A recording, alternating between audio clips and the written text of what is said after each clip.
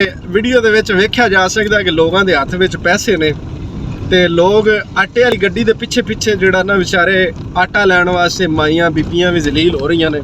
ਸਵੇਰ ਦਾ ਟਾਈਮ ਹੈ ਤੇ ਗੱਲ ਕਰਨ ਦਾ ਮਕਸਦ ਇਹ ਵੀ ਆ ਜਿਹੜੇ ਆ ਸਿਆਸੀ ਲੋਕਾਂ ਦੇ ਜਿਹੜੇ ਮੂੰਹ 'ਚ ਪਾਈ ਫਿਰਦੇ ਨੇ ਨਾ ਤੇ ਚੁੱਕ ਤੇ ਮੋਢੇ ਤੇ ਰੱਖੀ ਫਿਰਦੇ ਨੇ ਵੀ ਜਨਾਬ ਇਹ ਸਿਆਸੀ ਪਤਾ ਨਹੀਂ ਖਰੇ ਸਾਡਾ ਕੀ ਕੀਤੀ ਖਲੇ ਨੇ। ਇਹ ਅਗਰ ਕਿਆਮਤ ਵਾਲੇ ਦਿਨ ਇਹ ਹਰ ਚੀਜ਼ ਦਾ ਹਿਸਾਬ ਹੋਣਾ ਤੇ आज जेडे सियासी बंदे ने ना अल्लाह पाक माफ़ करे ये सिर्फ और सिर्फ अपने मुराल बुलंद करने वास्ते सारा काम करते हैं। किसी ने अज तक गरीब की गल नहीं की। आज साडा मुल्क ज़रई मुल्क है लेकिन इहदे विच आटे की किल्लत और खाद की वगैरह की किल्लत होना ये साडे ते अजाब है। और ये सारा जोड़ा भी हो रहा है ना ये सिर्फ मसनूई किल्लत है। और ये जिन्ने भी वड्डे माफिया बैठे ने क़यामत वाले दिन ये इंशाअल्लाह गरीबां दा जिहड़ा है हत्थ साडे गिरेबानां ते होना है। ਤੇ ਕੁਝ ਥੋੜਾ ਜਿਹਾ ਸ਼ਰਮ ਕਰੋ ਯਾਰ। ਆ ਥੋੜਾ ਜਿਹਾ ਨਾ ਜਿਹੜੀਆਂ ਸਿਆਸੀ ਪੋਸਟਾਂ ਤੁਸੀਂ ਲਾਉਂਦੇ ਹੋ ਥੋੜਾ ਜਿਹਾ ਘੱਟ ਕਰੋ। ਕਮ ਅਜ਼ ਕਮ ਆ ਗਰੀਬਾਂ ਦੀ ਆਵਾਜ਼ ਬਣੋ।